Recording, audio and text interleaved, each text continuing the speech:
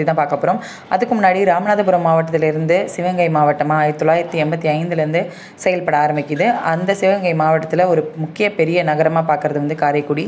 பல முக்கியத்துவம் வாய்ந்த இந்த காரைக்குடியில் நமக்கு காரைக்குடின்னு சொன்னதுமே டக்குன்னு ஞாபகம் வரக்கூடியது அழகப்பா பல்கலைக்கழகம் தான். ஒரு சிறந்த பல்கலைக்கழகமாக தமிழ்நாட்டிலேயே இருக்குது அப்படிங்கிறது ரொம்ப முக்கியமான ஒரு விஷயம். இங்கே கல்வி அறிவு அப்படிங்கிறது வந்து 92% இருக்குது. முக்கிய அம்சங்கள் கொண்ட காரைக்குடியில் அடுத்ததாக பார்த்திங்கன்னா காரைக்குடி சமையல், அதாவது அவங்களோட உணவு வகைகள் ரொம்பவே முக்கியத்துவம் வாய்ந்ததாக இருக்கும். நிறைய பேருக்கு நமக்கு வந்து செட்டிநாடு சமையல் வந்து ரொம்ப விருப்பமான ஒரு உணவாக இருக்கும். முக்கியமாக வந்து செட்டிநாடு காரக்குழம்பு, செட்டிநாடு வத்தக்குழம்பு, செட்டிநாடு சிக்கன் பிரியாணி, செட்டிநாடு சிக்கன் ரசம், அந்த மாதிரி நிறையா செட்டிநாடுக்குன்னு உரிய உணவு வகைகள்லாம் நமக்கு வந்து ரொம்பவே சிறப்பாக செய்வாங்க. அது மட்டும் இல்லைங்க, இங்கே வந்து பசும்பொன் முத்துராமலிங்க தேவர், வேலு நாச்சியார், ப. சிதம்பரம், கணியன் பூங்கொன்றனார், வள்ளல் அழகப்ப செட்டியார், கண்ணதாசன், இது போல் பல தலைவர்கள் வந்து பிறந்து வாழ்ந்த ஊராக வந்து மாவட்டமாக வந்து இது திகழ்ந்துட்டுருக்கு. ஸோ இந்த மாதிரி நிறைய சிறப்பம்சங்கள் இருக்குது. நிறைய செட்டியார்கள் வந்து இந்த ஊரில் வந்து குடிக்கொண்டிருந்தனால இது செட்டிநாடு அப்படிங்கிறது வந்து கூறப்படும் அப்படின்னு சொல்லலாம். அதுக்கப்புறம் பார்த்திங்கன்னா முக்கியமாக இதில் வீடு கட்டமைப்புகளும் அதோட கலைத்திறனும் பார்த்திங்கன்னா ரொம்ப சிறப்பாக செஞ்சுருப்பாங்க அப்படின்னு தான் நம்ம சொல்லணும். ஸோ இப்போ வந்து டாப் 10 பிளேசஸ் என்ன அப்படிங்கிறத நம்ம வந்து வரிசையாக பார்த்துடலாம். அதில் முதல்ல பார்த்திங்கன்னா வந்து 1000 ஜன்னல் வீடு. பேரில் சொன்னது போலவே 1000 ஜன்னல்கள் கொண்ட அந்த வீடு வந்து காரைக்குடியில் ஒரு முக்கிய அடையாளமாக வந்து திகழ்ந்துக்கிட்டு இருக்கு. நீங்கள் காரைக்குடி விசிட் பண்ணும்போது கண்டிப்பாக இந்த 1000 ஜன்னல் வீடை நீங்கள் பார்த்தே ஆகணும். உள்ளே வந்து அலோவ் பண்ணுறாங்களா இப்போது அப்படிங்கிறது கரெக்டாக தெரியல. பட் நீங்கள் வந்து 1000 ஜன்னல் வீடை வந்து பார்க்கணும். 20,000 சதுரடியில் வந்து இந்த பில்டிங்கை கட்டியிருக்காங்க. அண்டு இது வந்து எவ்வளோ வருஷங்கள் ஆயினும் கூட அது பார்க்குறதுக்கு அவ்வளோ அழகாக வந்து காட்சியளிக்கும். இந்த கட்டமைப்பை வந்து ஏன் 1000 ஜன்னல் வச்சு கட்டுனாங்க அப்படிங்கிறதுக்கு வந்து பல பேர் பல கதைகள் வந்து சொல்லுவாங்க. எந்த கதை உண்மை அப்படிங்கிறது நமக்கு தெரியல கரெக்டாக. பட் பார்க்குறதுக்கு நம்மளை வந்து ரொம்ப பிரமிப்பில் கொண்டு போய் விடும் அப்படிங்கிறத வந்து நம்மளால் உறுதியாக சொல்ல முடியும். அதனால காரைக்குடி வந்தீங்கன்னா 1000 ஜன்னல் வீடை பார்க்காம போகாதீங்க. அடுத்ததாக நம்ம பார்க்கவிருக்கிற சுற்றுலாத்தலங்கள் என்னன்னு பார்த்தீங்கன்னா, காரைக்குடியிலேருந்து 4 கிலோமீட்டர் தொலைவில் அமைந்திருக்கு இந்த அரியக்குடி பெருமாள் கோவில். பெருமாள் கோவிலில் பார்க்குறதுக்கு ரொம்ப நிறைய சிறப்பம்சங்கள் இருக்குங்க. உள்ள அவங்களோட கட்டிட அமைப்புகள், சிற்ப வேலைகள் எல்லாமே வந்து ரொம்ப அருமையாக பண்ணியிருப்பாங்க. பெருமாள் வந்து பார்க்குறதுக்கு அவ்வளோ அழகாக இருப்பார். பக்கத்தில் ஒரு குளம் கூட இருக்கும். ரொம்ப இயற்கை சார்ந்த ஒரு நல்ல ஒரு கோவில், தெய்வீகமான ஒரு கோவில். நீங்கள் கண்டிப்பாக காரைக்குடி வரும்போது இந்த பெருமாள் கோவிலை நீங்கள் பார்க்கணும். அடுத்ததாக நம்ம பார்க்கக்கூடிய முக்கியமான சுற்றுலாத்தலங்களில் ஒன்று என்னன்னு பார்த்திங்கன்னா திருக்கஷ்டியூர் ஸ்ரீ சௌமிய நாராயண பெருமாள் கோவில் தான். இது திருப்பத்தூர்லேருந்து 9 கிலோமீட்டர் தொலைவில் சிவகங்கை ரோட்டில் அமைந்திருக்கு. இது வந்து 108 வைணவ திருத்தலங்களில் ஒன்றாக விளங்குகிற ஒரு சிறப்பம்சம் கொண்ட கோவில்னு சொல்லலாம். மாசி மகம் வந்து ரொம்ப சிறப்பாக வந்து இந்த கோவிலில் வந்து கொண்டாடுவாங்க. விளக்கு எடுக்கிறது அப்படிங்கிறது வந்து இந்த கோயிலில் வந்து ரொம்ப சிறப்பாக பண்ணிகிட்ருக்காங்க.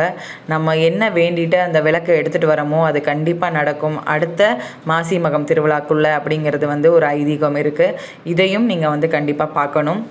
நம்ம பார்க்க போகிற 4வது சுற்றுலாத்தலங்கள் என்ன அப்படின்னு பார்த்திங்கன்னா சிவகங்கை அரண்மனை தாங்க. இங்கே வந்து பல நாச்சியார்கள், அதாவது வேலு நாச்சியார், ராணி நாச்சியார், அந்த மாதிரி நிறையா பேர் வந்து இங்கே வாழ்ந்து வந்தாங்க. இது எங்கே அமைஞ்சிருக்குன்னா சிவகங்கையில் அமைஞ்சிருக்கு. அது மட்டும் இல்லை, வேலு நாச்சியார் மணிமண்டபமும் நீங்கள் வந்து பார்க்கணும். அது எங்கே அமைஞ்சிருக்கு அப்படின்னு பார்த்தீங்கன்னா சிவகங்கையிலேருந்து 2 கிலோமீட்டர் தொலைவில் வந்து அமைந்திருக்கு. இது வந்து பல வரலாற்று தொடர்புடைய ஒரு முக்கியமான சிறப்பம்சம் கொண்ட ஒரு இடம் அப்படின்னு நம்ம வந்து சொல்லலாம். நீங்கள் காரைக்குடி வரும்போது பக்கத்தில் தான் அமைந்திருக்கு. நீங்கள் இந்த வேலு நாச்சியார் மணிமண்டபமும் சிவகங்கை அரண்மனையும் மறக்காமல் பார்த்துட்டு நீங்கள் வந்து செல்லலாம். அடுத்தது நம்ம பார்க்கக்கூடிய அடுத்த சுற்றுலாத்தலங்கள் என்ன அப்படின்னு பார்த்தீங்கன்னா வேட்டங்குடி பறவைகள் சரணாலயம். நீங்கள் கண்டிப்பாக வந்து பார்க்கணும். பறவைகளை ரொம்ப பறவைகள் மேலே ஈர்ப்பு கொண்டவங்க, ஆர்வம் கொண்டவங்க நீங்கள் கண்டிப்பாக இந்த சரணாலயம் வந்து பார்த்துட்டு போகலாம். ஒரு பெஸ்ட்டு டூரிஸ்ட் பிளேஸ் அப்படின்னு நான் சொல்லுவேன்.